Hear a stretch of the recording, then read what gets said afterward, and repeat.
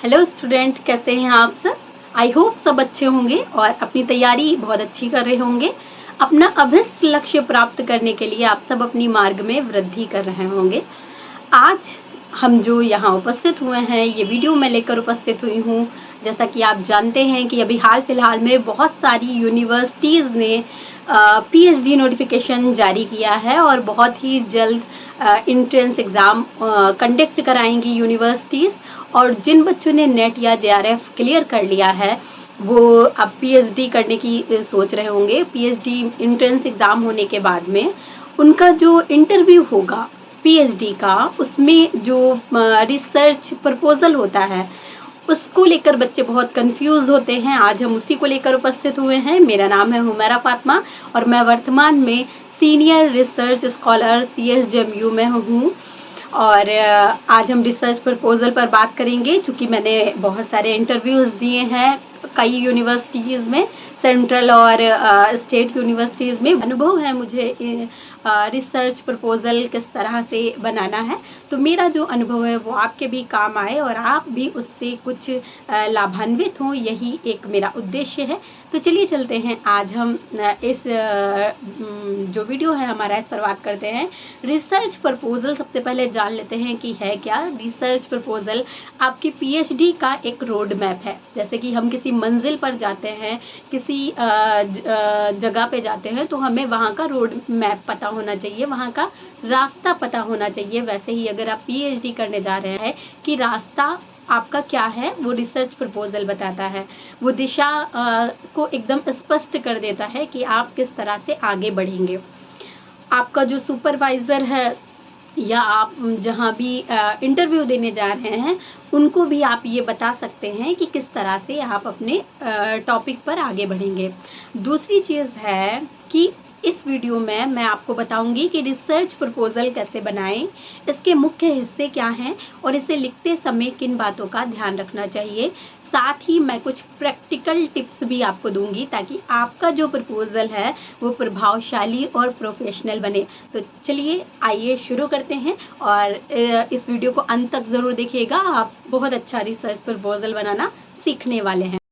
सबसे पहले अगर आप पीएचडी करने जा रहे हैं तो आपको अगर कोई चीज़ सबसे पहले चुनाव करना है तो वो अपना टॉपिक चुनाव करना है, रिसर्च का टॉपिक चुनाव करना है। और बहुत सारे बच्चे कहते हैं कि मैम रिसर्च का टॉपिक कैसे चुने। तो रिसर्च का टॉपिक आप जब एनटीए का इतना बड़ा सिलेबस पढ़ते हैं, जब आप नेट और जेआरएफ क्लियर करते हैं, तो वो जो इतना बड़ा सिलेबस एनटीए ने दे रखा है वो इसीलिए दे रखा है कि बच्चा पढ़े और उसको अपना इंटरेस्ट अपने सब्जेक्ट में खुद पता चले कि हमें किस तरफ ज़्यादा इंटरेस्ट है या कहाँ पे गैप आ रहा है। मतलब गैप मतलब कि कहाँ पे कुछ चीज़ें हैं जो अधूरी रह जा रही हैं। जैसे आपने बहुत सारी रचनाएं पढ़ी, हम हिंदी का ये जो हमारा प्लेटफॉर्म है हिंदी से संबंधित है, तो जो हम एग्जाम्पल देंगे वो हिंदी से संबंधित देंगे। बाकी अगर कोई अदर सब्जेक्ट का बच्चा भी देख रहा है तो वो उसको समझ सकता है। उदाहरण के रूप में मैं बता रही हूँ, जैसे कि आपने बहुत सारे उपन्यास पढ़े, आपने बहुत सारी कहानियाँ पढ़ी, आपने बहुत सारी कविताएं पढ़ी, हिंदी के बच्चों से बता रही हूँ, तो या अदर सब्जेक्ट के बच्चे हैं आप, तो आपको ये चुनाव करना है कि कहाँ पे कुछ चीज़ें हैं जो अभी भी मिस हैं। जब आपने बहुत सारी रचनाएं पढ़ी, जैसे कि आपने उपन्यास पढ़े, प्रेमचंद के उपन्यास पढ़े, गोदान पढ़ लिया, या आपने झूठा सच पढ़ लिया, या आपने तमस पढ़ लिया, तो आपने कहानियाँ भी कुछ इस तरह की पढ़ी, तो आपको ऐसा लगा कि विभाजन का जो साहित्य है उस पर हमें चर्चा करने की आवश्यकता है, उसको एक नए सिरे से देखने की आवश्यकता है। या आपको ऐसा लगा कि सामाजिक जो प्रेमचंद ने सामाजिकता उठाई है उसको एक नए तरह से देखने की आवश्यकता है। तो वहाँ से आपका, अगर आपको ये लग रहा है आपकी जो समस्या है वो निकल कर आ रही है, तो आप वहीं पे नोट डाउन करिए कि हाँ इस चीज़ पे रिसर्च करा जा सकता है या इस टॉपिक पे रिसर्च करा जा सकता है। तो आप टॉपिक अपने इंटरेस्ट के हिसाब से ही चुनिए। पीएचडी के लिए सबसे ज़्यादा ज़रूरी होता है टॉपिक। बाकी सब चीज़ें हो जाती हैं, सब चीज़ें हम मैनेज कर लेंगे, लेकिन टॉपिक आपको अच्छा खुद चुनाव करना है, क्योंकि उसी के साथ आपको 5 साल बिताने हैं, उस टॉपिक को ही अपना सब कुछ बनाना है। तो ठीक है, सबसे पहली चीज़ है आप अपना टॉपिक चुनाव करिए। ठीक है, विषय चुनाव करिए। और आप लोगों ने अभी हाल ही में एमए अगर क्वालिफाई किया है, मतलब पास किया है, तो क्लियर किया है, तो फिर एनईपी आपके यहाँ लागू हुई होगी। तो उसमें जो आपका लघु शोध प्रबंध या एक असाइनमेंट बनता है एमए के दौरान, तो उससे भी आपको अंदाज़ा मिलेगा कि किस तरह का टॉपिक लेना चाहिए। लेकिन वो टॉपिक और इस टॉपिक में ज़मीन आसमान का अंतर है। क्यों अंतर है? क्योंकि जब वो टॉपिक आप चुनते हैं तो वो बस कुछ समय के लिए आपके साथ होता है, लेकिन ये जो टॉपिक है ये आपके लिए 5 साल तक रहने वाला है। तो इस पर बहुत अच्छे से फोकस के साथ में आप अपना टॉपिक चुनिए। कुछ बच्चे दूसरों के कहने के अकॉर्डिंग चुन लेते हैं, लेकिन बाद में वो उस टॉपिक के साथ न्याय नहीं कर पाते, तो ऐसा बिल्कुल मत करिए। अगर आप कविताओं में अच्छे हैं तो आप कविताओं वाला टॉपिक लीजिए। अगर तो आप उसमें अपना इंटरेस्ट ढूंढिए, इसमें क्या गैप है, कहाँ पे आपको करना है वो चीज़, ठीक है। और जब आप इंटरव्यू देने जाते हैं पीएचडी का, तो फिर तो भी आपका टॉपिक ही सबसे मेन होता है। मैं इतना लंबा इस चीज़ को इसलिए खींच रही हूँ क्योंकि जब आप इंटरव्यू देने जाते हैं तो फिर आप 20 से 25 पेज का जो आप अपना रिसर्च प्रपोजल लेकर जाते हैं, वो जो इंटरव्यूअर होता है वो पूरा नहीं पढ़ता। जो भी पैनल बैठा होता है वो आपका टॉपिक बस पढ़ेंगे और बस उसी से आपका क्वेश्चन पूछने लग जाएंगे। जैसे कि मान लिया कि आपने मुंशी प्रेमचंद की सामाजिक संदर्भ पर टॉपिक दिया, हालांकि ये टॉपिक थोड़ा आउटडेटेड हो गया है, बहुत सारे लोगों ने कर लिया है, लेकिन अगर आपने ये टॉपिक दिया तो फिर वहाँ पे आपको बताना पड़ेगा। वो बस उसी से ही पूछने लगेंगे कि प्रेमचंद के सामाजिक संदर्भों पर आप लिख रहे हैं या प्रेमचंद के जो कथा में दलित विमर्श है उस पर आप काम करना चाह रहे हैं, तो आप क्यों करना चाह रहे हैं, आपने इसे ही क्यों चुना है। तो आपको वो सब चीज़ें बतानी पड़ेंगी। और इस पर पहले से काम कितना हो चुका है, और नहीं हुआ है तो क्यों नहीं हुआ, या हो चुका है तो आप नए सिरे से क्यों करना चाह रहे हैं इसको। ये सब चीज़ें आपको टॉपिक से रिलेटेड ही समझ लो, पूरा इंटरव्यू आपका टॉपिक बेस्ड ही होने वाला है, ठीक है। लेकिन हमें जो रिसर्च प्रपोजल है उसमें हमें सबसे पहले शीर्षक को चुनना है अच्छे से, और एक पहला फ्रंट पेज आपको बनाना है, क्योंकि हम यहाँ पर टेक्निकल चीज़ों की ज़्यादा बात कर रहे हैं, वो चीज़ हम यहाँ पर बता रहे हैं। तो सबसे पहले आपको जो रिसर्च का सबसे पहले टॉपिक ले लेना है, फ्रंट पेज बनाना है, उस पर मोटा मोटा टॉपिक लिखना है। मैं यहाँ पर पेज लगा दूंगी। उसमें सबसे पहले आपको यहाँ पे मेरे पास एक रिसर्च प्रपोजल है, मैं उसको बताती हूँ। जैसे कि मान लिया आपने यहाँ पे टॉपिक लिखा है, ठीक है, ये हो गया आपका टॉपिक। मैं टॉपिक थोड़ा सा छुपा रही हूँ, ठीक है, ये टॉपिक हो गया। फिर यहाँ पे आपकी जो यूनिवर्सिटी है, ठीक है, यहाँ पे जो आपकी यूनिवर्सिटी है वो यूनिवर्सिटी का आप नाम रखिए और यूनिवर्सिटी का लोगो रखिए। फिर आपका जो विभाग है उसका नाम रखिए, और फिर उसके बाद आप अपनी यूनिवर्सिटी डालिए। इस तरह से आप लोगों ने बनाया भी होगा। तो ये जो है ये हमारा फ्रंट पेज हो गया, ठीक है। दूसरी जो चीज़ है, दूसरा ये हो गया शीर्षक। उसके बाद में हम अपना जो टॉपिक है उसका हम परिचय देंगे, ठीक है। परिचय कैसे देंगे? इंट्रोडक्शन आप जिस टॉपिक पर कर रहे हैं, बहुत ज़्यादा एक पेज का आप परिचय दीजिए, इससे ज़्यादा मत दीजिए। बहुत इजी लैंग्वेज रखिएगा, ठीक है। ऐसी लैंग्वेज रखिए कि आपको खुद को समझ में आ जाए और आप वो दूसरे को समझा सकें। ये नहीं है कि बहुत ही कठिन लैंग्वेज रख ली और आपने एआई से मदद ले ली, उससे कहा कि बहुत अच्छी लैंग्वेज बना के दे दो, और उसने बना के दे दी और आपने वही कॉपी पेस्ट कर दी, ठीक है। पिस्ट पेशड़ नहीं करना है, कॉपी पेस्ट नहीं करना है, ठीक है। आपको समझना है, आप मदद लीजिए, एआई से मदद लीजिए, गूगल से मदद लीजिए, किताबों से मदद लीजिए, लेकिन उस सब का निचोड़ करके आपको खुद समझना है। फिर आपको वो चीज़ अपने जो इंटरव्यूअर हैं, अपना जो पैनल है, उसको समझाना है। इसलिए उस चीज़ को एक पेज में बहुत ही शॉर्ट और बहुत ही इजी लैंग्वेज में, ताकि आप दूसरे को समझा सकें, वैसे लिखना है, उसका इंट्रोडक्शन देना है, ठीक है। मान लिया आपने लिखा है, मान लिया आपने कोई कविता निराला के ऊपर आप कर रहे हैं, ठीक है। तो निराला की किस चीज़ पर कर रहे हैं? निराला की जो छायावादी संवेदना है उस पर कर रहे हैं, या निराला की जो दलित विमर्श है उस पर कर रहे हैं? देखिए, कभी भी कोई भी टॉपिक भी चुनिए तो उसमें दो चीज़ों का ध्यान रखिए। एक चीज़ क्या होगी, हमारा जो समय है वो क्लियर होना चाहिए कि आप कहाँ से कहाँ तक कर रहे हैं। साहित्य बहुत बड़ा है, ठीक है, तो हम सब तो नहीं कर सकते ना, तो आपका समय क्लियर होना चाहिए। दूसरी चीज़ है कि आप जिस पे कर रहे हैं, एक आपका ऑब्जेक्टिव वो होना चाहिए, दूसरा एक ऑब्जेक्टिव ज़रूर होना चाहिए। जैसे मान लिया आपने किया है निराला की कविताओं में दलित विमर्श की संवेदना का अध्ययन, या निराला की कविताओं में छायावादी कविता की संवेदना का अध्ययन, ठीक है। तो इसका मतलब क्या है, आपके पास दो ऑब्जेक्टिव होने चाहिए। एक तो आपका निराला जो है वो कवि हो गए, ठीक है, वो आपका मेन टॉपिक हो गए, ठीक है। उसके बाद में जो कविताएं हैं, एक चैप्टर आपका उसका बनेगा कि कविताएं क्या हैं, और फिर उसमें निराला की कविता, फिर उसके बाद में छायावादी कविता, ठीक है। इसी तरह से आपका जो दलित आपने चुना है या छायावादी चुना है, दलित आपने दूसरा ऑब्जेक्ट जो चुना है वो दलित चुना है, तो अब दूसरे ऑब्जेक्ट को आपको क्लियर करना होगा। एक चैप्टर आपका उसका बनेगा, दो चैप्टर हमारे जो टॉपिक होते हैं उससे ही बनते हैं। फिर उसके बाद में आगे चल के हम उसके अंदर के चैप्टर बनाते हैं जो मुख्य चैप्टर होते हैं, ठीक है। इसलिए आप जब भी टॉपिक बनाइए उसमें दो ऑब्जेक्ट जरूर होने चाहिए, ठीक है। ये हो गया हमारा टॉपिक, और परिचय आप उसी का बहुत ही संक्षिप्त दीजिए।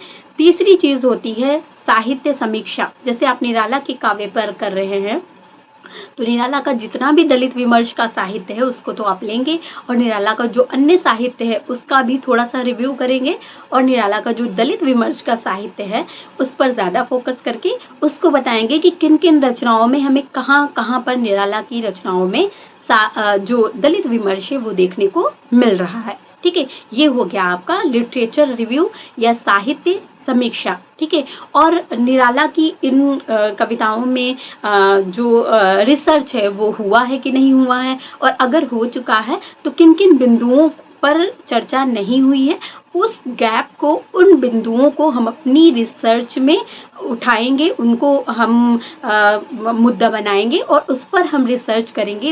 हमारा रिसर्च वो गैप फुलफिल करेगा, ये आपको वहाँ पे लिटरेचर रिव्यू में बताना है।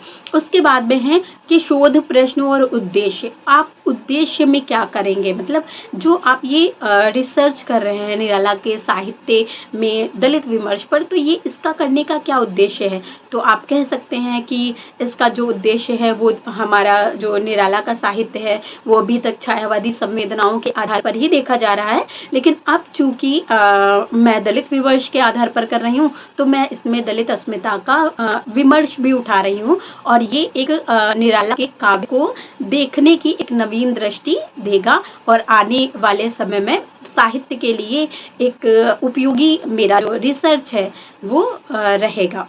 इस तरह से आप अपना उद्देश्य बता सकते हैं, जो लोग जिस सब्जेक्ट में कर रहे हैं उसमें वो बता सकते हैं, ठीक है।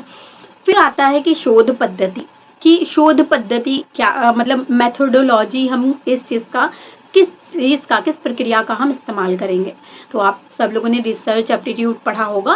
देखिए, हम जब नेट या जेआरएफ कर रहे होते हैं तो फिर हम रिसर्च एप्टीट्यूड पढ़ते हैं, लेकिन हम जो रटने वाली चीज़ें हैं वो ज़्यादा, उन पर ज़्यादा फोकस रहता है। लेकिन जब आप पीएचडी करेंगे तो प्री पीएचडी कोर्स आपका कराया जाएगा, उसमें आपको रिसर्च बहुत अच्छे से समझाया जाएगा। और मेरा एक सुझाव है कि आप जब भी रिसर्च पढ़िए तो बहुत अच्छे से पढ़िए, क्योंकि यही आपको 5 साल करना है। ये कोई नेट का जो पेपर है वो कोई आपको जॉब नहीं दिलाता है, बल्कि आपको किसी विषय में इनरोलमेंट दिलाता है ना, पीएचडी कराने के लिए होता है। तो इसलिए आप रिसर्च को बहुत अच्छे से पढ़िए, और वो रिसर्च ही में इनरोल कराता है, ठीक है। तो शोध पद्धति, जैसे कि आपने डेटा कलेक्ट किया है, डेटा मतलब जैसे निराला पर कर रहे हैं तो निराला की सारी जो दलित विमर्श की रचनाएं हैं उनको ले लिया, या जो भी रचनाएं हैं उनको ले लिया, फिर उसमें ढूंढा कि दलित विमर्श कहाँ कहाँ पर है, तो उसमें आप किन किन पद्धतियों को शामिल करने वाले हैं, तो उन चीज़ों पर इसमें चर्चा करी जाएगी। जैसे कि साइंस वाले बच्चे हैं वो प्रयोगात्मक शोध भी करते हैं, ठीक है। अब जो समाज शास्त्र वाले बच्चे होते हैं वो सर्वेक्षण करते हैं, सर्वे करने जाते हैं, ठीक है। साहित्य में सर्वेक्षण तब आता है जब हम कोई बहुत रिलेवेंट टॉपिक उठाते हैं, ठीक है। जो पुराने टॉपिक हैं उनको छोड़कर नए नए टॉपिक उठाते हैं, तो फिर हम भी सर्वेक्षण करने जाते हैं, साहित्य में भी होता है, ठीक है। फिर उसके बाद में ये सब चीज़ें आपको बतानी है कि आप अपने शोध में किन किन मेथोडोलॉजी पर काम कर रहे हैं, मतलब किन किन मेथोडोलॉजी से, किन किन प्रक्रिया से, प्रणाली से आप अपना रिसर्च करेंगे। उसके बाद में आपको ये बताना होता है कि इसके परिणाम क्या निकलेंगे। उद्देश्य और परिणाम थोड़ा थोड़ा सिमिलर ही होता है, लेकिन हमें बताना होता है क्योंकि जो यूनिवर्सिटीज़ होती है उसका एक फॉर्मेट होता है, वो 7-8 हेडिंग आपको देंगी कि इस पर आप अपना रिसर्च प्रपोजल बनाकर लेकर आइए। कुछ यूनिवर्सिटीज़ होती हैं वहाँ पर अलग तरह से होता है, अपना अपना होता है, ज़्यादातर सिमिलर होता है, कुछ कुछ बस हेडिंग्स इधर उधर होती हैं, ठीक है। इसमें ज़्यादा घबराने की ज़रूरत नहीं है। आप अगर ऐसे भी बनाकर लेके जाएंगे तो भी आपका रिजेक्ट नहीं होगा, ठीक है। और दूसरी चीज़ है, जब भी आप रिसर्च प्रपोजल बनाइए तो जिस यूनिवर्सिटी में आप इंटरव्यू देने जा रहे हैं उस यूनिवर्सिटीज़ में आप चेक करिए जाके, उनका जो रिसर्च प्रपोजल का फॉर्मेट है आप पहले उसको डाउनलोड करिए, देख लीजिए कि उसमें किन किन हेडिंग्स पे बात की गई है, किन किन मुद्दों पर बात की गई है। तो वही रिसर्च टॉपिक आप लेकर जाइए। जो मैं ये सारी हेडिंग्स आपको बता रही हूँ, जिन मुद्दों पर बातचीत कर रहे हैं ऐसे ही होंगे, बस 1-2 इधर उधर हो जाएंगे, ठीक है। फिर उसके बाद में आप हमने क्या क्या देख लिया है अभी तक। हमने टॉपिक देख लिया, हमने प्रस्तावना देख लिया है कि हम इंट्रोडक्शन कैसे देंगे। उसके बाद में हमने क्या देख लिया, उसके बाद में हमने देखा है कि हाँ, परिकल्पना की आप कैसे उस रिसर्च को करेंगे, उद्देश्य क्या होते हैं। हाँ, एक चीज़ और है कि राष्ट्रीय और अंतर्राष्ट्रीय स्तर पर किए गए कार्य, मतलब एक हेडिंग ये भी आपको डालनी पड़ेगी। इससे क्या होता है, जो हमारा रिसर्च प्रपोजल होता है वो बहुत ही क्लियर कट होता है कि आप खुद ही बता दीजिए। जो सुपरवाइजर, जो पैनल बैठेगा वो आपसे पूछेगा ज़रूर कि क्या इस पर रिसर्च नहीं हुआ, क्या मतलब ये जो टॉपिक आप लेकर आएंगे क्या इससे पहले इस पर रिसर्च नहीं हुआ है।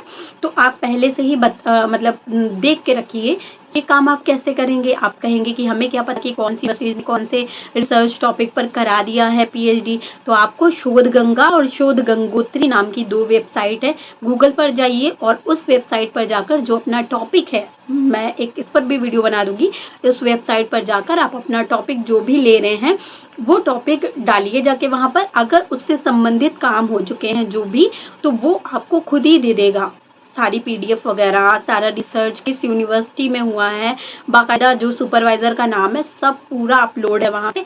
आप वो जाके देखिए और वो नोट डाउन कर लीजिए। वो आप राष्ट्रीय और अंतर्राष्ट्रीय स्तर पर किए गए कार्यों में वो लिख सकते हैं कि ये कार्य हो चुका है, लेकिन मैं इससे थोड़ा सा अलग करना चाहता हूँ और मैंने इसलिए इस संदर्भ में इस तथ्य को ज़्यादा उभारा है, ठीक है। तो इससे क्या होगा, अगर मैं एक जगह इंटरव्यू देने गई थी, मैं अपना अनुभव शेयर करती हूँ।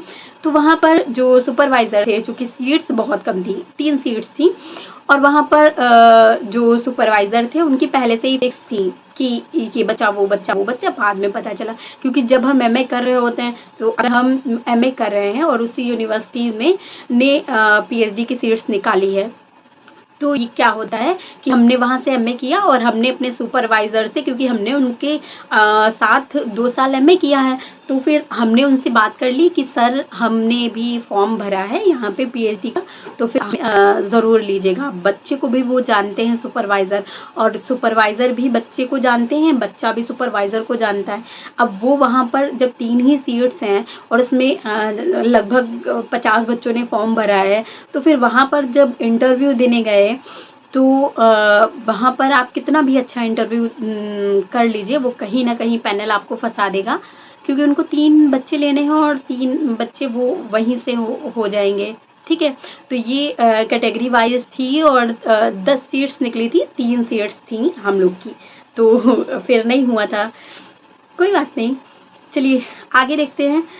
तो यही पूछा था उन्होंने कि इस पर तो बहुत सारे काम हो चुके हैं, तो मैंने उनको बताया कि काम तो बहुत हो चुके हैं और साहित्य पर बहुत सारा काम, मतलब कोई भी सब्जेक्ट हो तो उस पर काम तो होते ही रहते हैं, लेकिन मैंने कुछ नया चीज़ उसमें ये चीज़ इंक्लूड किया है। तो उन्होंने फिर बता दिया कि ये तो हमारे यहाँ के ही जो प्रोफेसर्स हैं उन्होंने इस पर एक अभी किताब लिखी है और लिख रहे हैं वो। तो अगर वो किताब लिख रहे हैं तो मुझे नहीं पता था, क्योंकि वो पब्लिश थोड़ी ना हो गई थी। मैंने वहाँ पे अपने बहुत सारे रखे, लेकिन खैर जो भी था। तो आगे ये इसलिए आपको ये चीज़ डालना है कि राष्ट्रीय स्तर पर और अंतर्राष्ट्रीय स्तर पर क्या-क्या कार्य हो चुके हैं और आप उसमें नई चीज़ क्या कर रहे हैं, ठीक है? फिर आपको देना है कि शोध प्रबंध और आलेख जो चीज़ें आप वहाँ पर मतलब शोध प्रबंध और आलेख मतलब जिन-जिन चीज़ों से आपने वो आलेख से मतलब अपनी जो रिसर्च प्रपोज़ल है उसमें हेल्प ली है, उनको भी आपको थोड़ा-सा देना पड़ेगा ताकि आपको पता चले कि आप आने वाली जो समय है उसमें संदर्भ किस तरह से लिखते हैं, कैसे लिखते हैं, वो चीज़ आपकी वो देखेंगे। उसके बाद में है संदर्भ या आधार ग्रंथ है, पहले आलेख का संदर्भ देना होता है, फिर जो आप जो चीज़ें हैं जब आप रिसर्च करेंगे तो उसमें किन-किन जो आपकी रचनाएँ हैं या आपकी जो पुस्तकें हैं शामिल करेंगे उनको लिख लीजिए। ज़्यादा मत लिखिए, 5-6 लिख लीजिए क्योंकि अभी आप कोई पूरा रिसर्च थोड़ी ना कर लिया है आपने कि आपको सब कुछ पता होगा। अभी आप 5 साल रिसर्च करेंगे, आपको बहुत सारी किताबों के बारे में पता चलेगा। हो सकता है कि अभी जिन किताबों को नाम आपने लिखा है इसमें से आप कुछ कट करें और फिर आगे चल के कुछ नई किताबों को ले लें, तो बस आप 5-6 लिख दीजिए। वो बस आपको देखते हैं कि हाँ, आपने कुछ किताबें पढ़ी हैं इसके लिए कि नहीं पढ़ी हैं। जैसे कि आप निराला के बारे में लेकर जा रहे हैं, तो निराला के बारे में आपने क्या कुछ किताबें पढ़ी हैं कि नहीं पढ़ी हैं? वो आपको निराला के बारे में बेसिक क्वेश्चन भी पूछ सकते हैं वो, ठीक है? उनके जीवन से संबंधित वो दलित विमर्श क्यों लिखे या उन्होंने किन-किन कठिनाइयों का सामना किया? वो एक पंडित थे, तो वो किस तरह से रहते थे? उनकी जीवन शैली क्या थी? तो इस तरह के जो कॉमन प्रश्न हैं वो भी आपसे पूछे जा सकते हैं ताकि लगे कि कितनी पकड़ है। जैसे कि आप विभाजन पर काम कर रहे हैं तो फिर आप जब अगर आप विभाजन पर काम करना चाहते हैं तो आप लेकर जाते हैं कि मैं विभाजन पर काम करना चाहता हूँ, तो वो आपसे पूछेंगे कि आपने तमस पढ़ रखी है, तमस में क्या-क्या चीज़ें आपको मतलब ज़्यादा प्रभावित करी हैं या आपने जो सिक्का बदल गया कहानी है या आपने अमृतसर आ गया है जो कहानी है वो पढ़ रखी है, तो उसमें क्या-क्या चीज़ों को ज़्यादा प्रभावित आप हैं। इस सब चीज़ों को पूछ सकते हैं, बाकायदा ये भी पूछ सकते हैं नाम लेकर भी कि ये जो पर्टिकुलर ये जो पात्र है, इसने ऐसा किया तो क्यों किया? उसके पीछे की जो मानसिक संवेदना है उसकी वो क्या रही है? उसके पीछे उसकी मानसिकता क्या रही है? इस तरह के प्रश्न भी पूछते हैं। ऐसे ही प्रश्न पूछते हैं, ये नहीं पूछते हैं कि रट्टू तोता वाले प्रश्न नहीं पूछते वहाँ पर। वहाँ पर जो भी इंटरव्यू वाला है, वो आपका ही जो आप रिसर्च प्रपोज़ल लेकर जाएँगे, उसी से क्वेश्चन पूछेंगे। तो आप रिसर्च प्रपोज़ल ही इतना संक्षिप्त बनाइए, उसको 4-5 बार पढ़िए और उसी से आप इंटरव्यू देने जाइए। तो मेरा दावा है कि आप जिस भी यूनिवर्सिटी में आप चाहते हैं उस यूनिवर्सिटी में आपका एडमिशन हो जाएगा, बशर्ते कि वहाँ पर अच्छी सीट्स हों, ठीक है? एक चीज़ और फिर उसके बाद में कि पद्धतियाँ कौन-सी शामिल की गई हैं, जैसे कि पद्धतियाँ होती हैं कुछ एपीआई या एमएलए पद्धति पर ही आप अपनी रिसर्च लिखें क्योंकि वो फॉर्मेट एक होता है और क्यों होता है, कैसे होता है, वो सब चीज़ें आपने नेट के सिलेबस में पढ़ रखी होंगी। अगर आपको नहीं पता है तो आप कमेंट बॉक्स में ज़रूर बता सकते हैं। अब हमने पूरा देख लिया है कि किस तरह से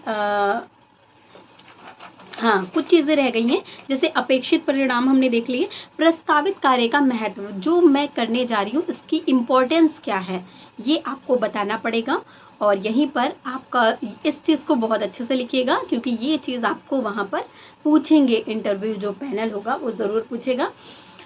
तो कैसा लगा आपको मेरा ये वीडियो और कितना आपको हेल्प करेगा ये वीडियो, आप ज़रूर कमेंट बॉक्स में बताइएगा। और आप अगर कोई चीज़ छूट गई है या अगर आप किसी विशिष्ट हिस्से, किसी स्पेशल चीज़ के बारे में जानना चाहते हैं, जैसे कि साहित्य समीक्षा है या मेथोडोलॉजी है या जो हमारी एपीआई है, एमएलए है, तो इन सब चीज़ों को अगर आपको जानना है तो आप कमेंट बॉक्स में अपना कमेंट छोड़ सकते हैं और मुझे बता सकते हैं कि मैं इसे और विस्तार से तैयार कर सकती हूँ और विस्तार से आपको बता सकती हूँ। कैसा लगा आपको वीडियो और ज़रूर बताइएगा। मिलते हैं बहुत जल्द किसी नए वीडियो के साथ, किसी नए टॉपिक के साथ में जो आपको पीएचडी से संबंधित हेल्प करने में कारगर साबित हो। धन्यवाद।